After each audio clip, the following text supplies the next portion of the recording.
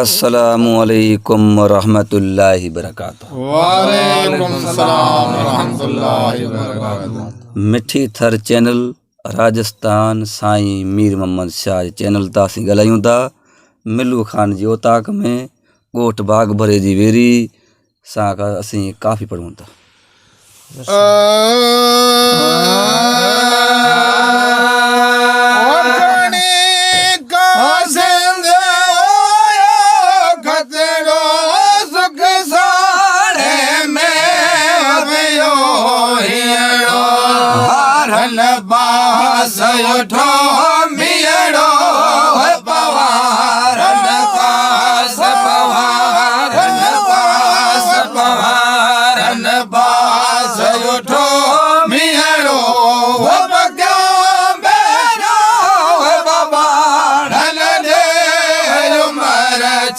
छम भयो मारा छम छम भयो मारा छम छम हो वजल जरा दाद के बाणन दे कुंडड़ियो भय चल कायो है कुडो कुंडड़ो है कुडो कुंडड़ो है कुडो कुंडड़ो भय चल कायो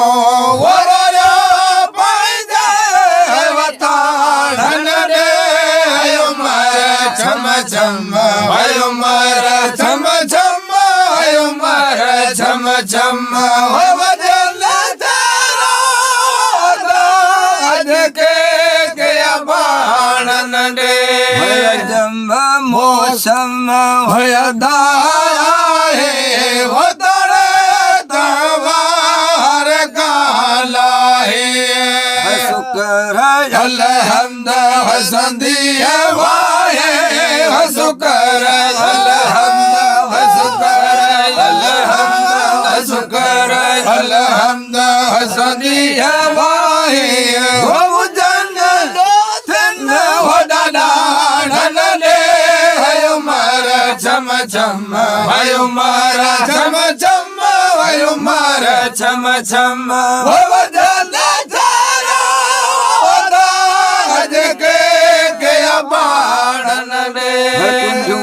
कुंडड़ो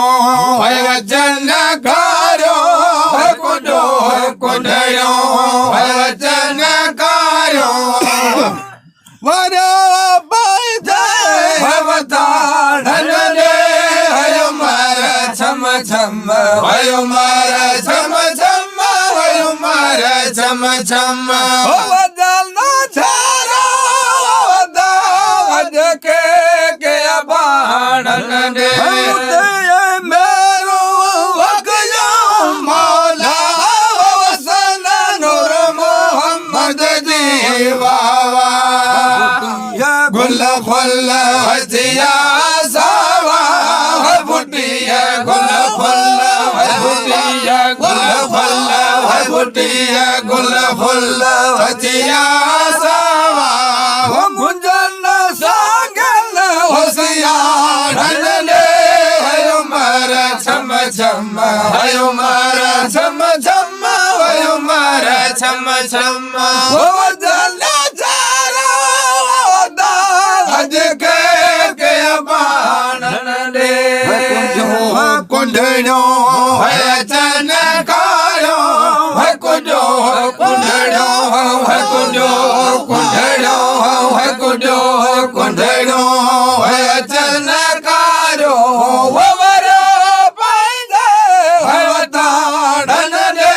हयो मारा छम छम हयो मारा छम छम हयो मारा छम छम हो वजल न झारो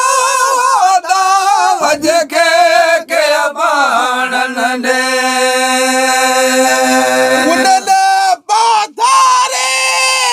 पाए जे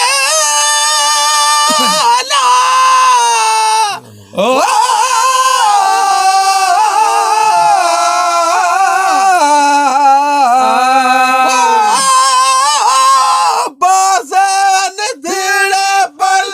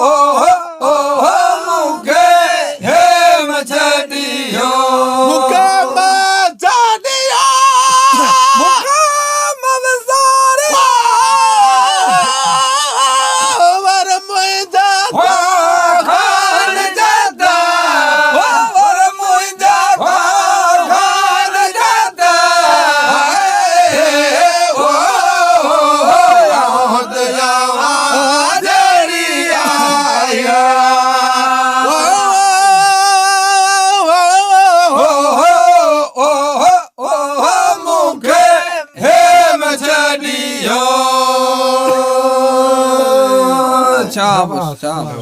શાબ સુભાન